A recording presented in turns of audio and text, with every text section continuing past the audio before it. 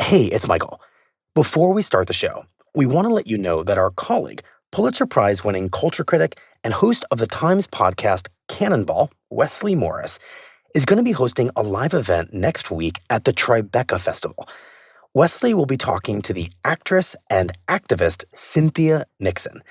They'll be having a conversation about great works of art about New York, which makes sense given Nixon's starring role in arguably one of them, Sex and the City. It promises to be a very fun and very smart evening. The show is Friday, June 12th at 6 p.m., and you can get your tickets at tribecafilm.com/audio. That's tribecafilm.com/audio. Okay, here's today's show. From the New York Times, I'm Michael Barbaro.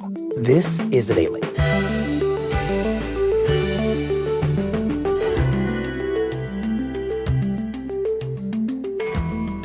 Today, the story of how President Trump begrudgingly accepted that the most transformational technology of our time, artificial intelligence, requires government oversight.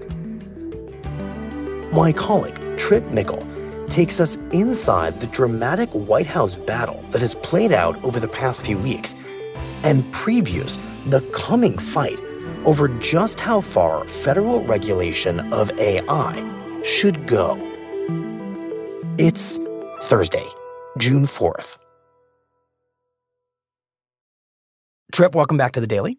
Thanks so much for having me. I want you to explain exactly what President Trump did a few days ago on Tuesday.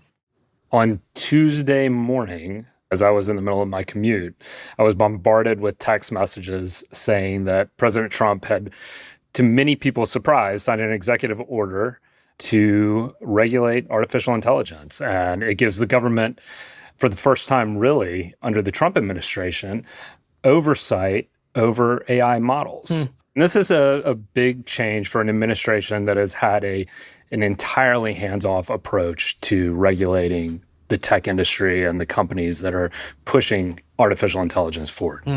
What the government has done is said that AI companies will share their models voluntarily with the government about 30 days before they're released publicly so that the government can review the models and figure out if there are any software vulnerabilities that they could attack. And then that would allow the government to patch those vulnerabilities and prevent a cyber attack by a foreign adversary or just a bad actor. This seems like a relatively big ask, which is let us, the government, take a look at your software before the world, before all the businesses that want it get a chance to buy it. What's the story behind why this administration that has been so hands-off decided at long last that it should be in the business of regulating artificial intelligence? Well, it's been on a journey, and that journey began last year when President Trump came into office, and one of the first things he did was sign an executive order that repealed and scrapped all of the rules from the Biden era that were designed to bring some safety processes to bear on artificial intelligence. And Trump would explain why he did this by saying, "To make America great again, we're going to make this industry absolutely the top, because right now it's a beautiful baby that's born. We have to grow that baby and let that baby thrive." The AI industry is a beautiful baby, and you don't want rules to get in the way of a beautiful baby when it's taking its first steps. You just want it to take its first steps, essentially, and let it start to run. We can't stop it. We can't stop it with politics. We can't stop it with foolish rules and even stupid rules. At the same time. And that was the administration's philosophy. And that philosophy was really cultivated and encouraged by David Sachs, the White House AI czar. David is a venture capitalist. He's pretty much a libertarian, and he believes that any rules would get in the way of technology's advancement and development. And he wins the president's ear with two arguments. If the U.S. continues to lead in AI, we will remain the most powerful country. But if we don't, we could fall behind our global competitors like China. On one hand, like the geopolitical competition between superpowers, between the United States and China, for who's going to control this technology that clearly has the potential to define the next century. And I think you could argue that the AI race is even more important than the space race because it's going to determine who reshapes the global economy and who the superpowers of the 21st century are going to be. And on the other hand, he's also focused on the economic opportunity of this technology and how can the United States harness that economic opportunity. There's a reason that our economy is driven by tech now, and it's because of a largely hands-off approach during a previous era.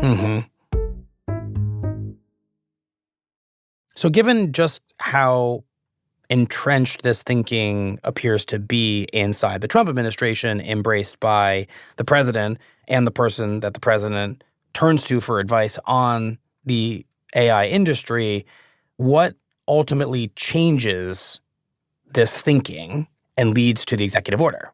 In April, the entire tech industry got a wake-up call, and so did Washington. And that is because Anthropic, which is one of the leading developers of artificial intelligence in the country, announced that it had made a new model called Mythos that it said was very skilled at detecting and identifying vulnerabilities in software and could be weaponized by people who wanted to do cyber attacks. And all of a sudden, everybody starts to think, oh goodness, like what are the downside risks here? Like what are the possibilities? And what are the possibilities? These are really powerful systems, and they can be used by bad actors to hack into the electric grid or hack into bank accounts, to steal money, to all of a sudden overnight turn off all the lights in New York City and create mass panic. Anthropic said that it was so dangerous that it couldn't even release it to the public, and instead was creating a bespoke group of 40 companies that were going to get early access to this model so that they could figure out how it might be used to find vulnerabilities in their software systems. And concerns about this new model reverberate from the West Coast to the East Coast. First, you have Microsoft, which has written most of the software code that the U.S. government relies on, calling the administration and saying, hey, this is a big deal. You need to take this seriously. And then on the East Coast, you have figures like Jamie Dimon putting calls into the administration and saying, look, like this is a risk for banks. You all need to take this seriously. Jamie Dimon, of course, being the CEO of JP Morgan Chase, the banking giant. Right. And this gets the ear of Scott Bessent and Susie Wiles. Scott Bessent being the Treasury Secretary, Susie Wiles being the Chief of Staff. They worry that if there is a cyber attack, if there is some use of this technology in a way that shocks the American public, that if the administration continues to have a hands-off approach, it will look like it enabled that. And so they start to talk about, well, what could we do? Like we're literally doing nothing now. How do we take a step forward of some sort and begin to get our arms around where this technology is going in the future?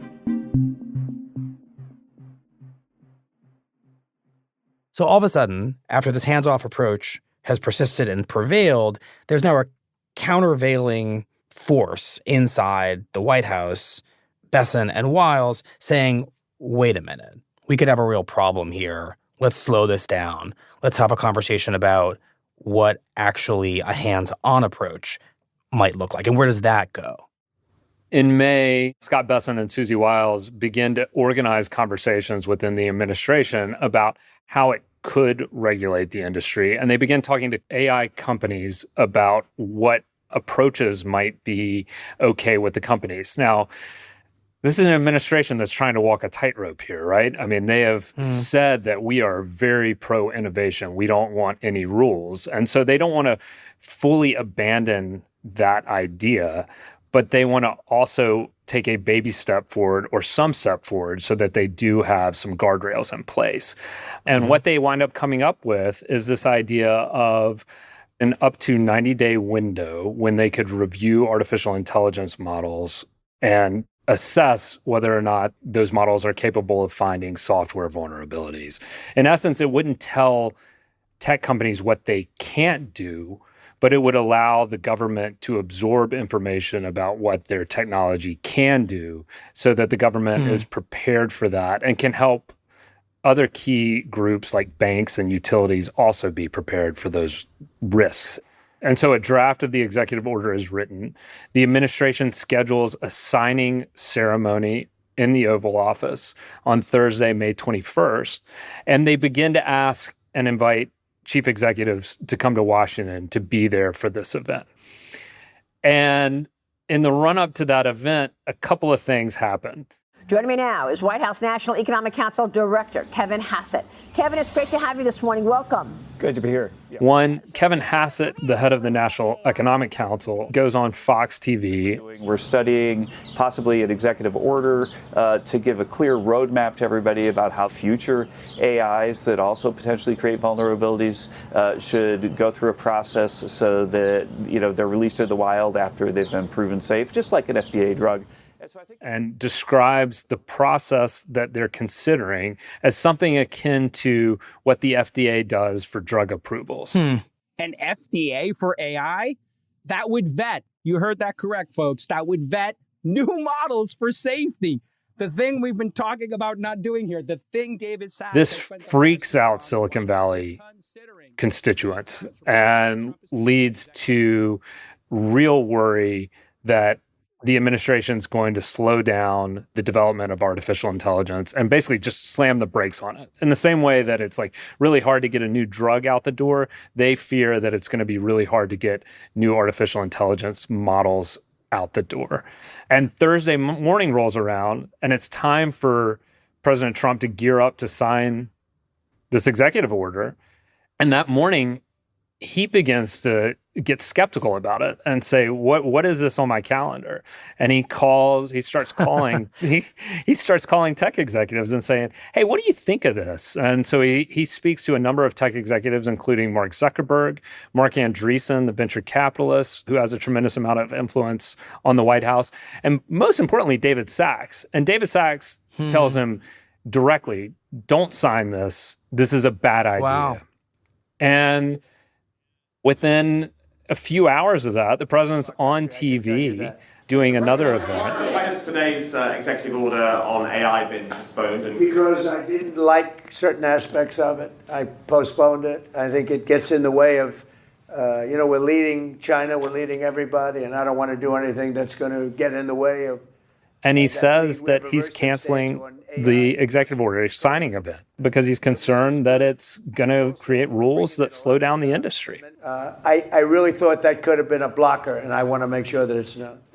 This feels like a pretty decisive victory for the AI industry and for the David Sacks faction of those advising the president. But we know that it's a temporary victory because Trump does end up signing some version of an executive order. So after he changes his mind and cancels the first one, what makes him want to sign it all over again? There's persistence from Susie Wiles and Scott Bessent that something still needs to happen. And over roughly the 2 weeks that follow, they continue to push this notion forward.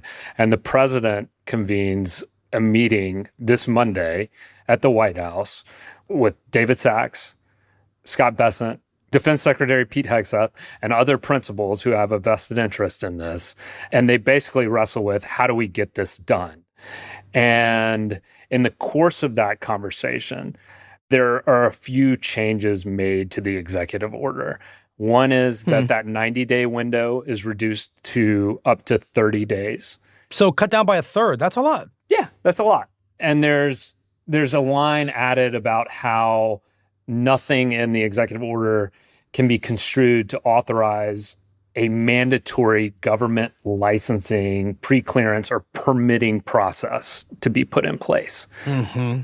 Those changes win David Sacks' blessing. And on Tuesday morning, with zero fanfare and no advance notice to tech companies, the White House posts a notification on its website saying that President Trump has signed the executive order and it is now policy. Well, given how watered down this executive order ultimately becomes, from 90 days to 30 days with all these stipulations of what it's not, and given how quietly Trump signed it, how should we think about this regulation and how meaningful or not it really is?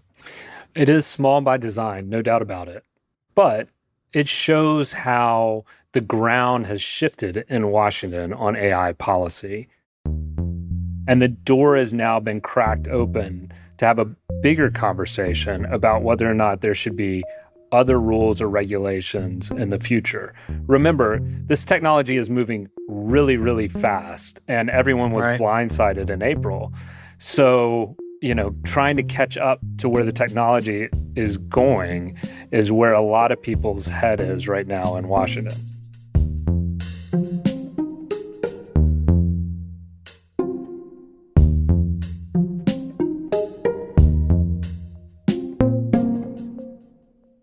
We'll be right back.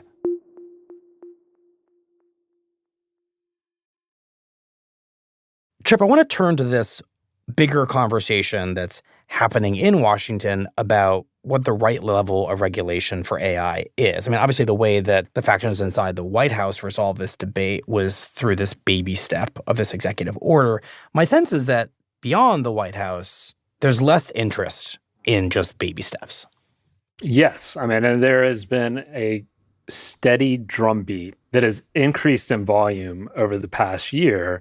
And it's coming from two sides of the country politically. It's coming from populists on the left, people like Bernie Sanders, and populists on the right, people like Steve Bannon. Mm-hmm. They would all like to see the government take a more heavy-handed role in regulating artificial intelligence, largely because this is a really disruptive technology. It's going to have huge ramifications for the country, and they believe that there's not being enough done to put the government at the forefront of where it's going.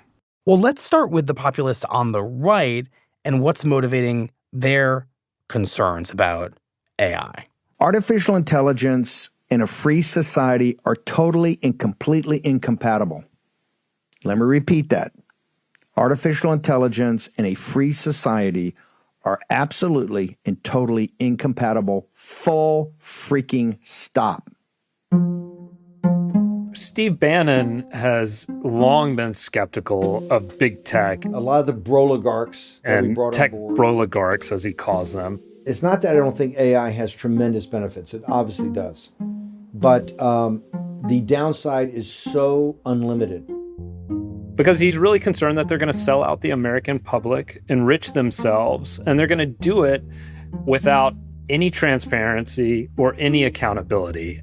I think that artificial intelligence, that we have to have even more than regulation. I think we need even something like a Geneva Treaty or some sort of arms treaty. This thing is very dangerous, very dangerous. And that's where he wants the government to step in and provide some rules for the road. And I am more of a hardliner on this than anything else I've ever been a hardliner on. He hasn't been real explicit about what those rules should be, but he's definitely channeled what he believes is the anger building of working class people and the uneasiness of working class people who are seeing this big transformative technology barreling down the tracks at them and feeling like nobody's in the engine room steering the train. Right. And he ultimately worries that these AI broligarchs are going to force Trump to sell out his own base, because Bannon was at the heart of creating the Trump political message that appealed so powerfully to that forgotten American worker. Exactly. And the interesting thing about this is it's not just an economic argument that's gotten momentum within the MAGA base. There's also a moral argument that's been building as well. I stumbled upon this by talking to a pastor in Texas. In a conversation with this pastor, I was like, why did you become part of the AI opposition movement? And he started doing it because he met with a parishioner who told him a story about a friend whose marriage was on the rocks because he was having a relationship with an AI companion, and it had completely destroyed and gutted the relationship he had with his wife. And this pastor is concerned about how many other people might wind up in the same situation in the future. Right. Basically, AI as a road to perdition, a kind of moral rot. Right. And what stress and strain does this put on kind of the moral fabric of America? And this isn't an isolated thing. There were more than 36 pastors who signed onto a letter with Steve Bannon urging the Trump administration to actually sign this executive order that we spent time talking about. They just want somebody to take the wheel, and they don't want that somebody to be the tech industry that seems to have the president's ear. I wonder if these pastors and Steve Bannon are compelled by the executive order the president signed just a couple days ago. Not really. I mean, they feel like it's a step forward, but they'd like to see a bigger step taken. And when I asked one of the organizers of the letter, what would you like to really see happen? They said that one of the things that they're supportive of is a bipartisan piece of legislation that Senator Josh Hawley of Missouri advanced that would create a national AI system to evaluate more rigorously and on a mandatory basis artificial intelligence models before they're released. So something firmer than what the president is proposing, which is voluntary, a forced basically pre-clearance review process in which the government determines whether something is safe enough when it comes to AI to be used by corporations and all of us. Exactly. Okay, so what about the populists on the left, specifically Senator Bernie Sanders, who you mentioned a little bit earlier? What's he calling for? Yeah, first of all, it's worth noting that Bernie Sanders has just gone deep on artificial intelligence. Claude, this is Senator Bernie Sanders. He's interacting and doing interviews with Claude, the Anthropic system. I have been taking a hard look at how AI impacts American society in terms of economics and job loss, in terms of the mental health of our kids, in terms of what it will do to the political process. He's really trying to immerse himself in this technology and where it's going. And he's made two proposals. Given the speed at which AI is developing and the impact it's going to have on so many aspects of our life, would you support a moratorium on the development of new AI data centers? One of which is a moratorium on artificial intelligence. And when I spoke to Bernie Sanders and asked him about this moratorium, which probably doesn't have a real shot of becoming law, he said one of the things that's kind of shocking to him is that given that AI and robotics are going to impact every man, woman, and child in the country, you would think that Congress would be talking about this. And yet the conversations about artificial intelligence aren't really happening on Capitol Hill. And so that's part of the reason that he's throwing his weight around and trying to introduce legislation that really sparks conversation. And the second proposal may be even more radical than the first. Madam President, the time has come for us to reclaim what was stolen from us. And that is that the United States should take a 50% ownership stake in all of the biggest artificial intelligence companies as they go public. I will be introducing the American AI Sovereign Wealth Fund Act. This legislation would give the public a direct ownership stake in the largest AI companies in our country. So when Anthropic and OpenAI have their IPOs later this year, as they've said they plan to do, he said that the U.S. should get a 50% share of that. It should go in a AI sovereign wealth fund, and that the entire country should share the profits and wealth of those companies as they continue to grow and develop. Bottom line, the future of AI and the fate of humanity must not be decided behind closed doors by the wealthiest people in the world. It is our future. We must decide it. Let's get it done. That's about as far as you can possibly imagine from the president's baby step of give us 30 days to evaluate the safety of something before it goes out in the world voluntarily, this would be the government owning, controlling the industry night and day. Yeah, it's a big radical leap from where the president is at the moment. And suffice it to say, the AI industry not a fan of this proposal? It was largely met with shock in Silicon Valley and ridicule from people who think it's basically unacceptable socialism. At this point, given how much of a desire we can see on both sides of the populist wings of the parties for regulation of AI, what is the industry actually willing to accept at the moment?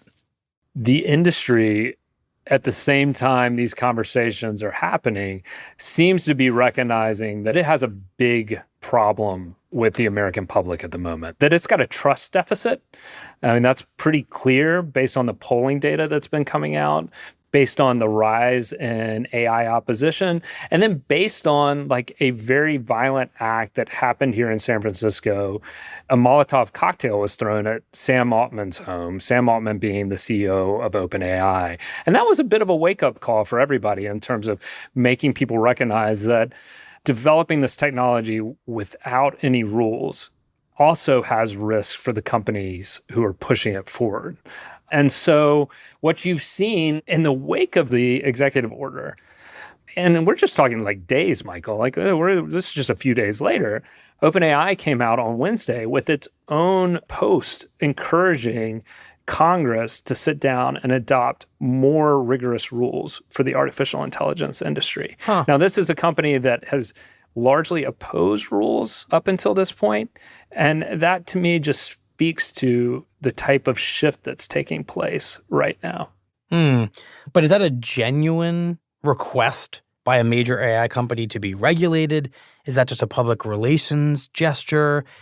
This is also an industry that spends a lot of money in American politics, almost all of which seems to be directed at electing candidates who will not want to be regulating the industry. It's a great question. As somebody who covers the industry, it's hard to figure out at times where Silicon Valley is going on this.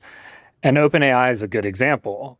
It's pushing forward this notion that democratic governments, not private companies alone, should determine the rules and safeguards for the technology that it's developing. At the same time, one of its founders, Greg Brockman, is spending money to try to ensure that the people being elected to public office support a relatively hands-off approach, if not a totally hands-off approach, to artificial intelligence.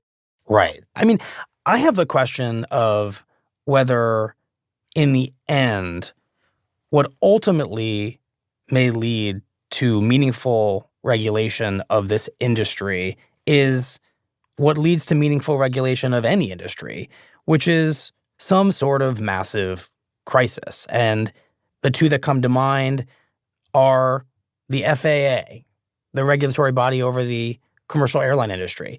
That comes into existence after there are many plane crashes. In the 1950s, the government says, we need a regulatory body to deal with this.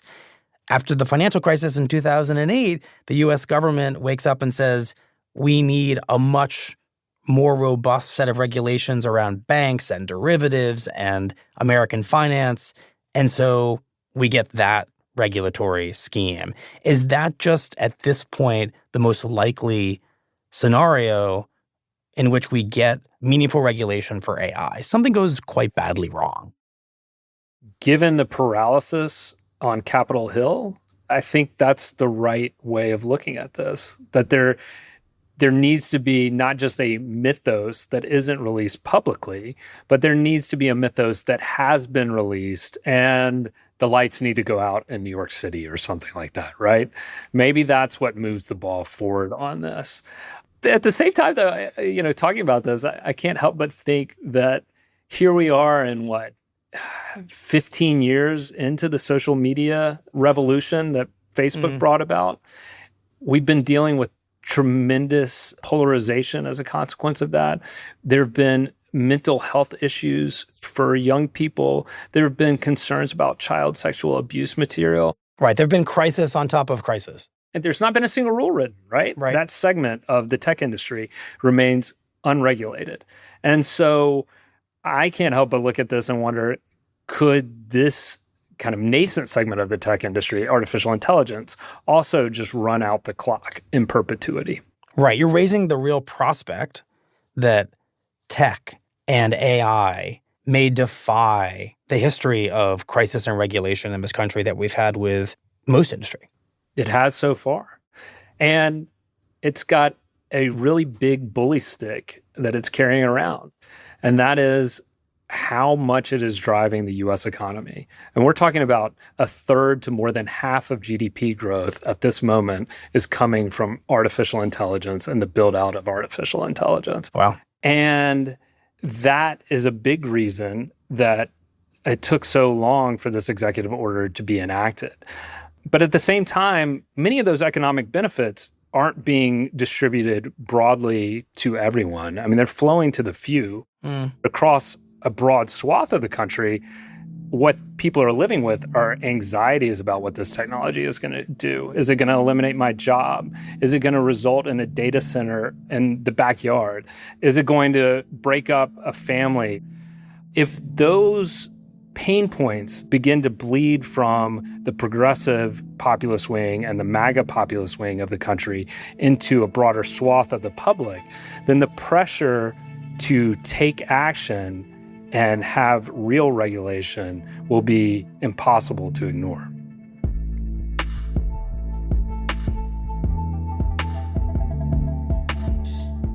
Well, Tripp, thank you very much. We appreciate it. Thanks so much for having me.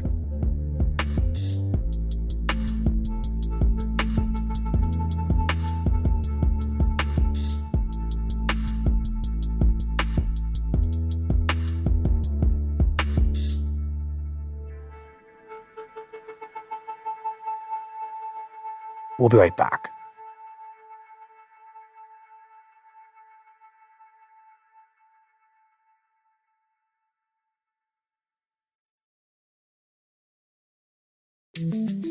Here's what else you need to know today.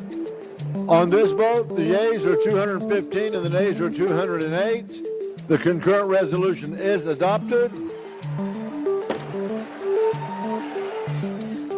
On Wednesday, the Republican-controlled House of Representatives voted to direct President Trump to withdraw U.S. forces from the war with Iran, or win approval from Congress to continue it.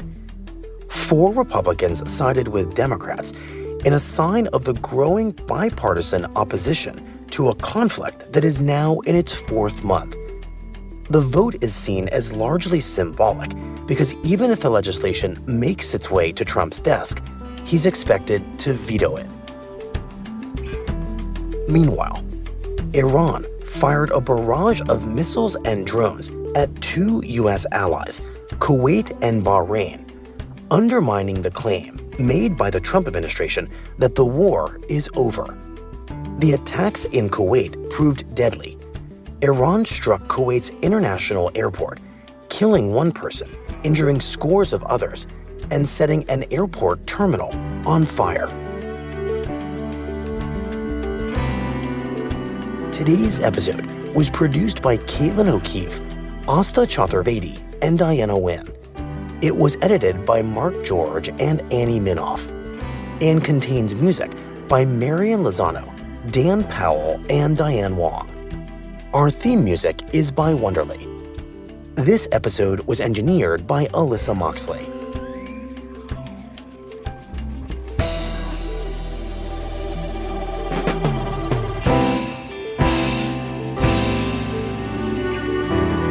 That's it for the Daily. I'm Michael Barbaro. See you tomorrow.